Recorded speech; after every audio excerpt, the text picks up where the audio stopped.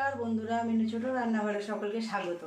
আজ আমি একটু চিকেন রান্না করব, তাই ভাবলাম আমি কিভাবে চিকেনটা রান্না করি সেটা আপনাদের সাথে শেয়ার করব। তো চিকেনটা শুরু করব, তার আগে আপনাদেরকে দেখিয়ে দিই কী কী নিয়েছি চিকেন।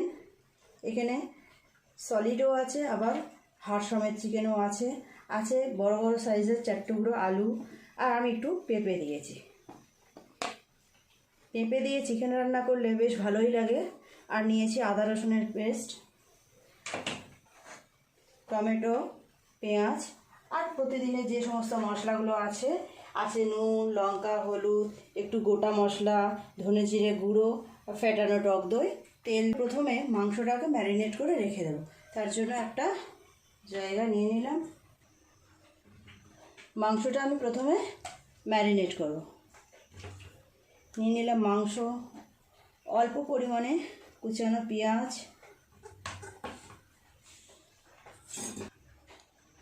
1 চামচ পরিমাণ হলুদ গুঁড়ো, 1 চামচ পরিমাণ লঙ্কার গুঁড়ো, আর একটু দেব লঙ্কার গুঁড়ো, দিয়ে দেবো একটু সাদা তেল,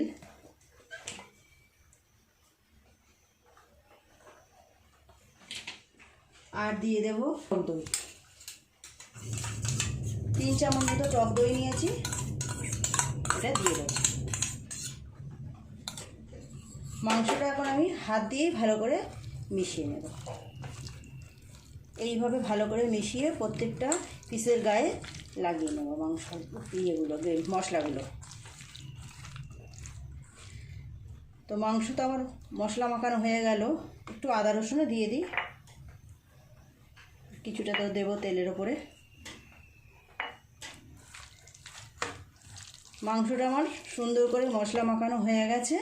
এটা এখন আধ ঘন্টা রেস্টে রাখবো, তারপর ফিরে আসছি আধ ঘন্টা পর। তো বন্ধুরা, আমার আধ ঘন্টা হয়ে গেছে, ফিরে এসেছি। প্রথমে আমি গ্যাসটা অন করে কড়াটা চাপিয়ে দিলাম। কড়াইটা গরম হলে আলুগুলো ভেজে নেব। আজ আমি পেঁপেগুলো দেবো মাংসের মধ্যে, কিন্তু পেঁপেগুলো ভাজবো না, পেঁপেগুলো এমনিই দিয়ে দেবো। আলুটা ভাজবো, তার জন্য তেল দিয়ে দিলাম পরিমাণ মতো।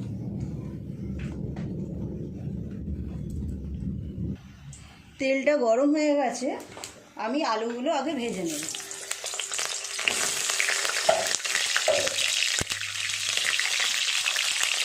অল্প একটু হলুদ গুঁড়ো দেবো,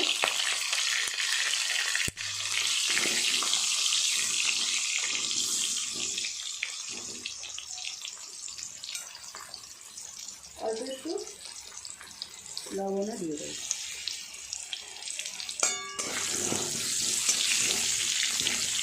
আলুগুলো একটু লাল লাল করে ভেজে নেব।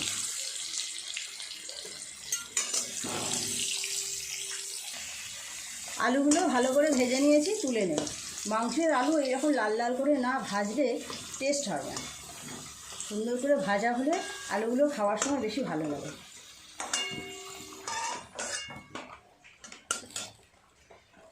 এবারে কিছু গোটা মশলা দিয়ে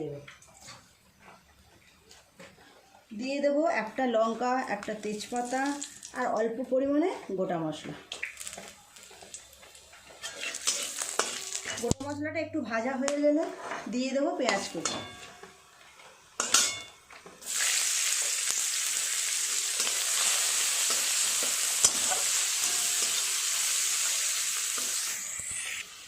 পেঁয়াজটা ভালোভাবে ভাজা হয়ে গেছে লাল করে। এবার দিয়ে দেবো এর মধ্যে টমেটো কুচি,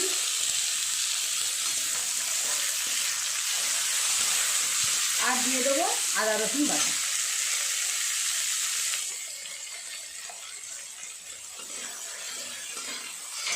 আমি আমার মাংস যতটা নিয়েছি সেইভাবে আমি নিয়েছি আদা রসুন বাটা, পেঁয়াজ, টমেটো। আপনারা যে পরিমাণ মাংস নেবেন সেই পরিমাণ মশলাগুলো নেবেন। এটা একটু নাড়াচাড়া করে ভালো করে কষিয়ে নেব। এখন দিয়ে দেবো একটু লবণ,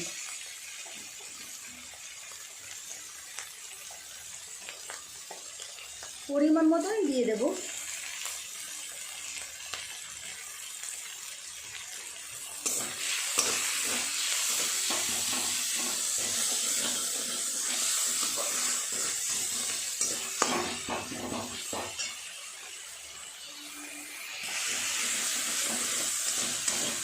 পেঁয়াজ লঙ্কাটা সুন্দর করে ভাজা হয়ে গেছে আদা রসুনের সাথে।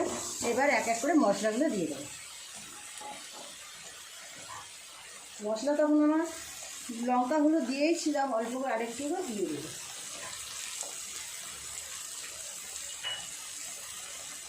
এক চামচ ধনে জিরে দিয়ে অল্প একটু জল দেবো, দিয়ে মশলাটা আরও ভালো করে কষিয়ে নেব।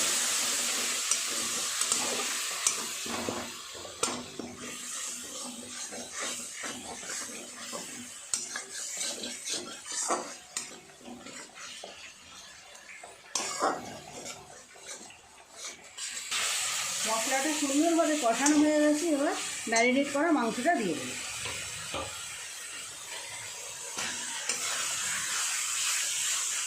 দিয়ে এখন 10 মিনিট মতো ভালো করে কষিয়ে নেব।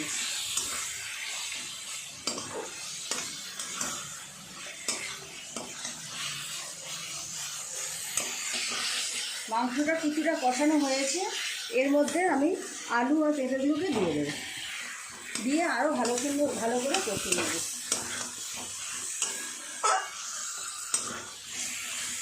বেশ কিছুক্ষণ ধরে ভালোভাবে কষাবো। মশলাটা আমার মাংসটা আমার সুন্দর করে কষানো হয়ে গেছে। আমি একটু সময় নিয়ে আস্তে আস্তে মাংসটাকে কষিয়েছি। খুব সুন্দর রং এসেছে, দেখুন খুব সুন্দর গন্ধও বেরিয়ে গেছে। এবার জল দিয়ে দেব। মশলা মাখানো বাটিটা একটু জল দিয়ে আমি গরম করে নিয়েছি, এই গরম জলটাই দিয়ে দেবো।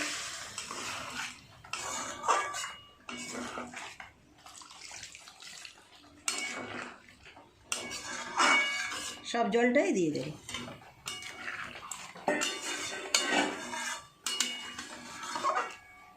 এবার চাপা দিয়ে মাংসটাকে সিদ্ধ হতে দেব। ততক্ষণ সিদ্ধ হোক, চাপা দিয়ে দিই।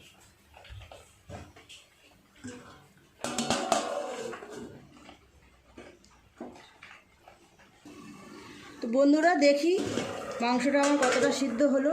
ঢাকা খুলে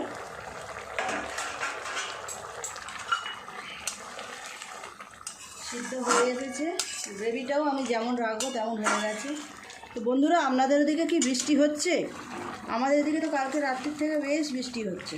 এখনও আকাশের অবস্থা খুব খারাপ, মেঘলা করে রয়েছে, ঝিরঝির করে বৃষ্টি হয়েই যাচ্ছে সমানে।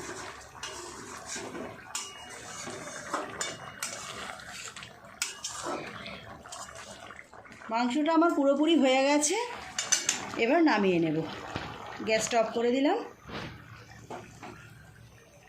বন্ধুরা দেখুন আমার চিকেন তো পুরোপুরি রান্না হয়ে গেল। দেখতে কেমন লাগছে বলুন?